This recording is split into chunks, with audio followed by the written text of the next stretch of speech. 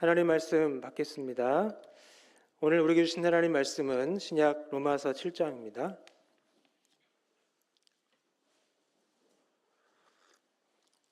신약 248면 로마서 7장 7절부터 25절까지 말씀 우리 한 절씩 교독합니다.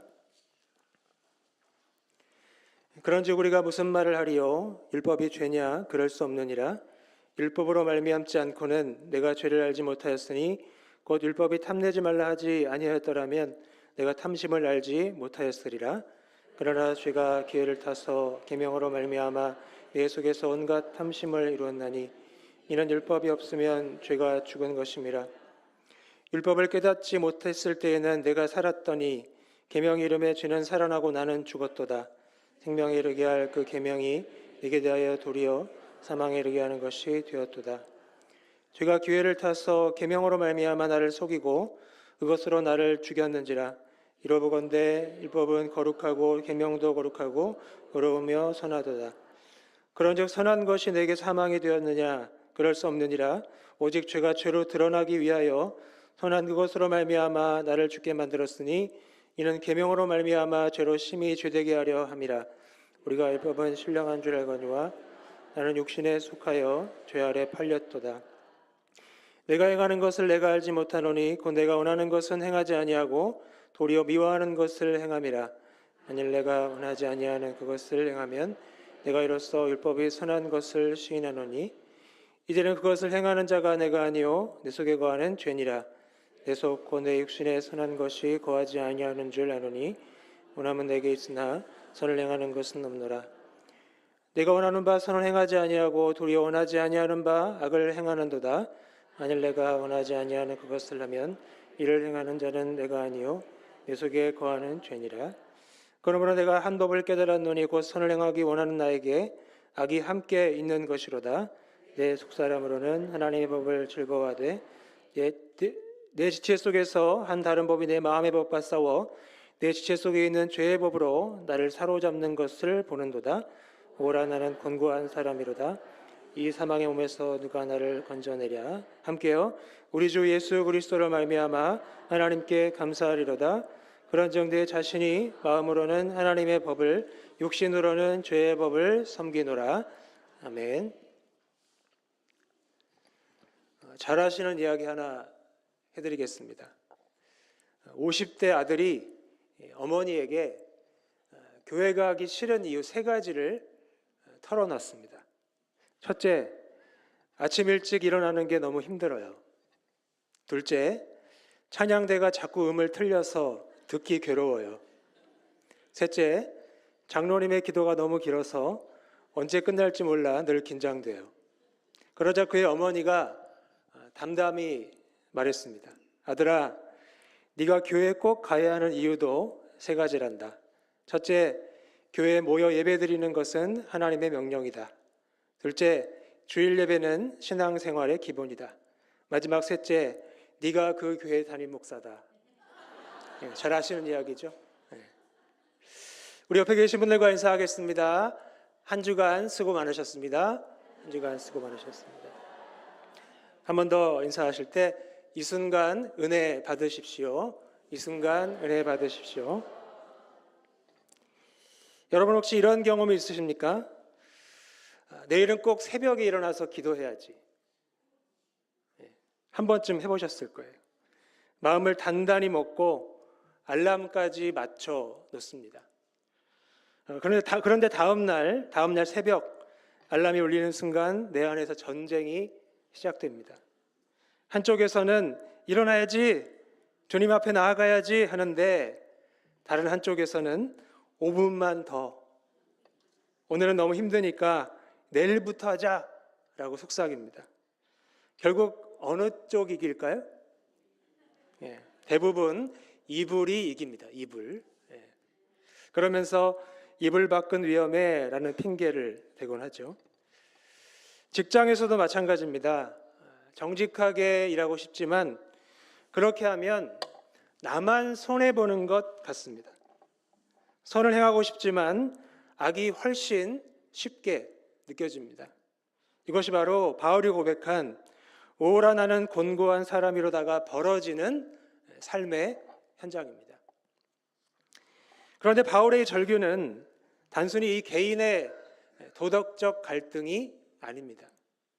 이것은 율법을 지키며 의롭게 되려고 애쓰던 이스라엘 전체의 비극이고, 또 로마 교회 안에서 여전히 율법 준수에 기대고 있던 유대인 신자들의 내면을 드러낸 그런 탄식입니다.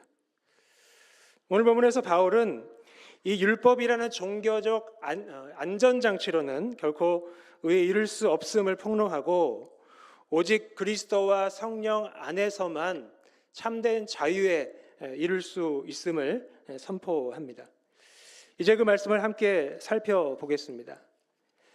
잘 아시는 것처럼 로마 교회 안에는 유대인 신자들이 많이 있었습니다. 자, 그들은 평생 율법을 지키며 살아왔죠. 자, 그런데 바울이 율법으로는 의롭게 될 수 없다고 계속 말을 하니까 어떻겠습니까? 불편합니다. 불편해서 질문을 했죠. 자, 그렇다면 율법이 잘못된 것 아닙니까? 라고 했습니다.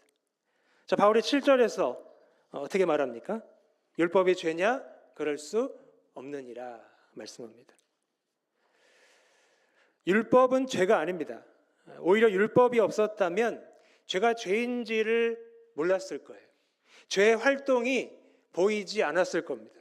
하지만 문제가 생깁니다. 8절입니다. 그러나 죄가 기회를 타서 계명으로 말미암아 내 속에서 온갖 탐심을 이루었나니. 저기서 가장 중요한 표현은 죄가 계명으로 말미암아입니다. 자, 말미암아가 무슨 뜻이죠? 통해서 이런 뜻입니다. 다시 말해 죄가 계명을 이용했다는 거예요. 죄가 계명을 이용해서 뭔가를 행했다는 겁니다. 자, 창세기 3장에서도 마찬가지입니다. 자, 선악과 자체가 문제일까요? 선악과 자체가 문제였던 건 아닙니다. 뱀이 그 열매를 이용했다는 것이 문제입니다. 바울은 11절에서 이렇게 말씀을 합니다.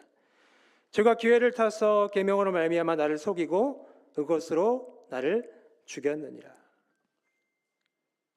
여러분, 죄는 늘 기회를 노립니다. 호시탐탐 기회를 노립니다. 마치 사나운 개가 주인이 방심하는 순간 달려들어서 물어뜯듯이 죄는 율법을 이용해서 우리를 속이고 넘어뜨립니다. 탐내지 말라고 하니까 더 탐내고 싶어져요. 거짓말하지 말라고 하니까 거짓말이 더 쉬워 보입니다. 제가 그런 이야기를 봤어요. 어떤 이제 그 거리인데 거기에 상점마다 이게 유리창이 있지 않습니까? 거기에 딱 한 군데만 돌을 던지지 마세요라 그랬더니 아이들이 돌을 던졌답니다. 하지 말라니까 더 하고 싶은 것, 이것이 인간의 심리, 죄의 역사인 겁니다. 죄는 늘 이렇게 율법을 역이용합니다. 자, 그렇다면 율법의 원래 목적은 무엇이었을까요? 9절과 10절은 이렇게 말씀을 합니다. 율법을 깨닫지 못했을 때에는 내가 살았더니 계명이 이름에 죄는 살아나고 나는 죽었도다. 생명에 이르게 할 그 계명이 내게 대하여 도리어 사망에 이르게 하는 것이 되었도다. 아멘. 자, 계명은 원래 우리를 생명으로 이르게 하는 거예요. 생명으로 인도하는 것이 계명의 목적입니다. 자, 그러나 죄가 그 계명을 이용하니까 오히려 사망에 이르는 결과를 가져왔습니다. 율법이 오자 죄가 살아났고, 율법이 오자 내가 죽었습니다. 바울은 13절에서 결론을 내리는데 13절 이렇게 보시면서 따라오시면 율법은 어떻습니까? 선합니다. 그리고 거룩합니다. 그러니까 문제는 율법이 아니라 죄예요. 죄가 선한 율법을 붙잡고 위력을 행사해서 우리를 죽인 거예요. 사랑하는 성도 여러분, 그래서 율법이 우리를 구원하지 못합니다. 아무리 열심히 해도, 아무리 노력해도 율법으로는 의로워질 수가 없습니다. 왜냐하면 죄가 그 율법을 이용해서 우리를 죽이기 때문입니다. 자, 이제 바울은 나라는 1인칭으로 말을 하는데요. 자, 14절 보겠습니다. 우리가 율법은 신령한 줄 알거니와 나는 육신에 속하여 죄 아래에 팔렸도다. 여기서 말하는 나는 누구일까요? 여러 해석이 있었는데 이런 해석도 있습니다. 단순히 개인 바울이 아니라 율법 아래에 있는 이스라엘 전체를 대표하는 목소리다, 이런 해석이 있습니다. 그러니까 특히 율법 준수에 집착하던 유대인들의 내면이겠죠. 그리고 예수님을 믿고 난 뒤에도 여전히 율법을 붙잡고 있던 로마교회 유대인 신자들의 모습이기도 하고 또 우리의 모습일 수도 있습니다. 나는 육신에 속하여 죄 아래 팔렸도다.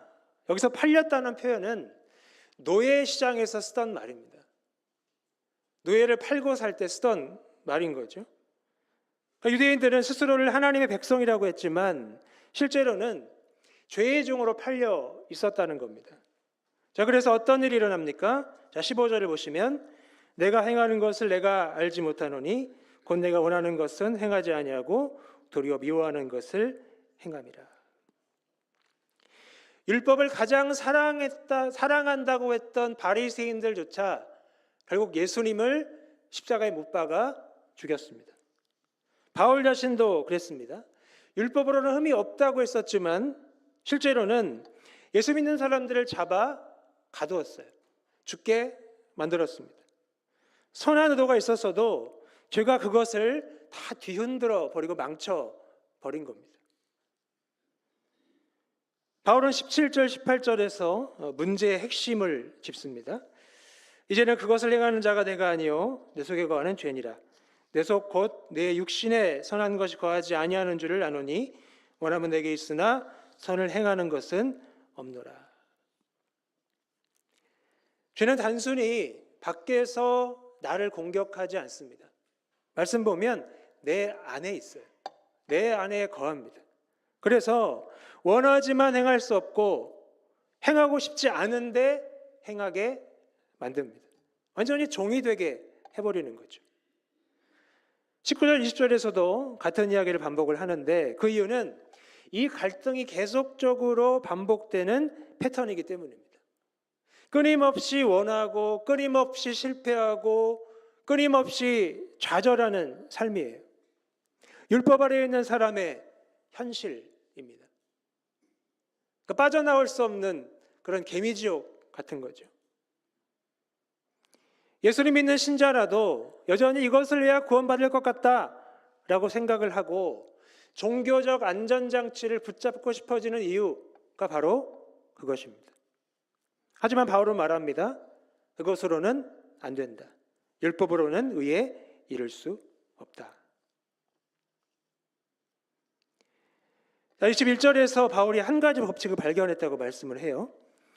그러므로 내가 한 법을 깨달았노니 곧 선을 행하기를 원하는 나에게 악이 함께 있는 것이로다. 자, 22절, 23절을 같이 보면 두 가지 법이 등장합니다. 뭐죠? 하나님의 법, 마음의 법, 그리고 죄의 법입니다. 이 둘 사이에 치열한 전쟁이 일어나는 거예요. 그리고 전쟁에서 누가 이길까요? 바울이 절규합니다. 24절에서 오라 나는 권고한 사람이로다. 이 사망의 몸에서 누가 나를 건져내리. 자, 이 절규는 율법 아래에 있던 이스라엘 전체의 울음소리와도 같습니다.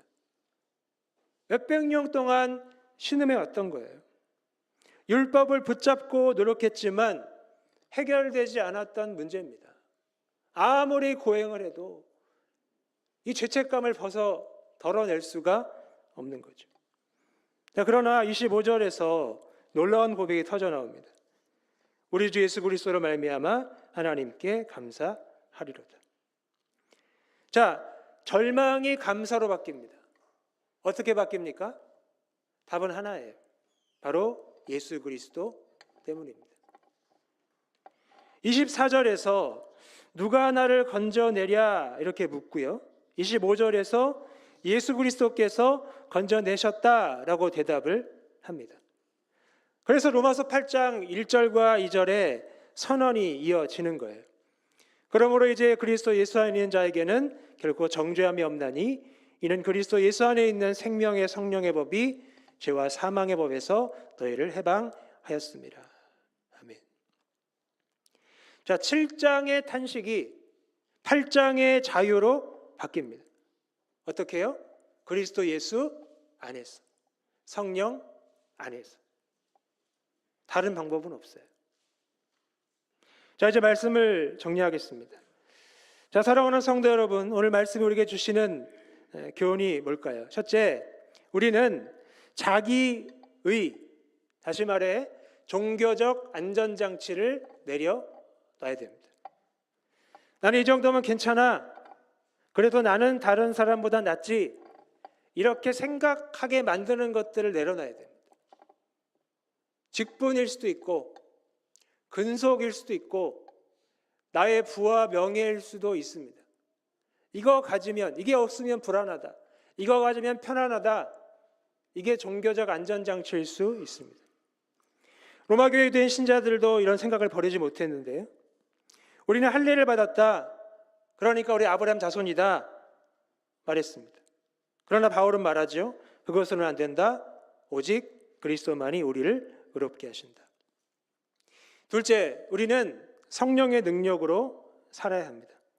로마서 8장 3, 4절은 이렇게 말씀을 하는데요, 율법이 육신으로 말미암아 연약할 수 없는 그것을 하나님은 하시나니 육신을 따르지 않고 그 영을 따라 행하는 우리에게 율법의 요구가 이루어지게 하려 하심이라. 율법이 할 수 없는 것을 하나님만 하십니다. 예수 그리스도를 보내셨고 이제 우리가 성령을 따라 행할 때 율법의 요구가 우리 가운데 이루어지는 거예요. 우리가 우리의 뜻대로, 우리의 생각대로, 계획대로 율법을 행해서 율법의 요구가 이루어지는 것이 아니라 성령을 따라 행할 때 성령의 명령대로 진리를 행하고 사랑을 하고 섬기고 베풀고 나누고 할 때 그것 때문에 율법의 요구가 이루어진다는 것입니다. 셋째, 이 전환은 선택이 아니라 필수입니다. 선택이 아니라 필수입니다. 바울이 왜 절규했습니까? 자기의 힘으로 안 되기 때문이에요. 종교적 노력으로는 안 되기 때문입니다.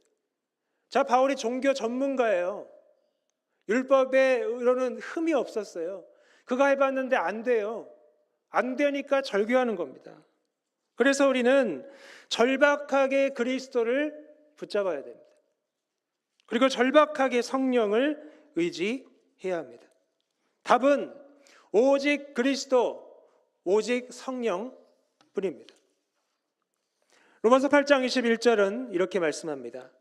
그 바라는 것은 피조물도 썩어짐의 종로로 탄 데서 해방되어 하나님의 자녀들의 영광의 자유에 이르는 것이니라.